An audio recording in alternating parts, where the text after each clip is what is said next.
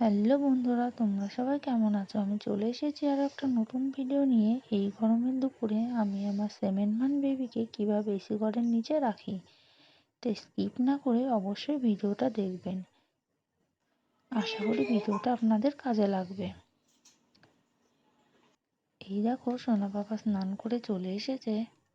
আর একটা কথা, স্নান করানোর আগে বাচ্চাকে কখনোই এসি ঘরে রাখবেন না, আর রাখলেও এসি ঘর থেকে বাইরে নিয়ে যাওয়ার আধা ঘন্টা পরে বাচ্চাকে স্নান করাবেন, মানে ঠান্ডা গরম লেগে যাওয়ার চান্স থাকে।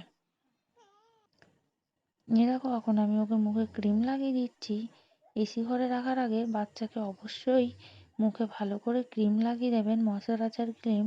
আর হাতে, পায়ে, ফাঁকা অংশগুলোতেও লাগিয়ে দেবেন, তা না হলে বাচ্চার মুখ ড্রাই হয়ে যাওয়ার চান্স থাকে। আমি দেখো এখন ভিটামিন D3 ওষুধটা খাইয়ে দিচ্ছি। আর আমার ছেলে খুবই দুষ্টু, দুরন্ত, ওই জন্য ওকে অনেক রকমভাবে শান্ত রাখতে হয়। দেখো কি করছে, মানে ওর হাতে কিছু না কিছু লাগবেই।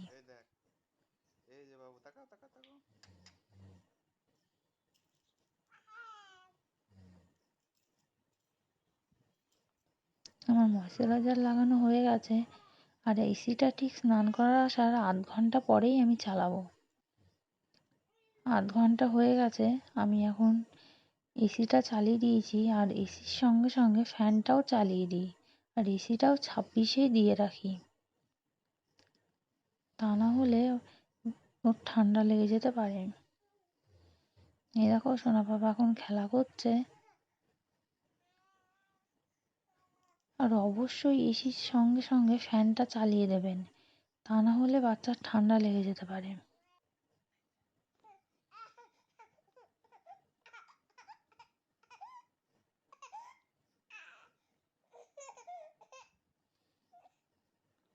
দেখুন, আমি ওকে একটা গোলওয়ালা জামা পরিয়ে দিয়েছি।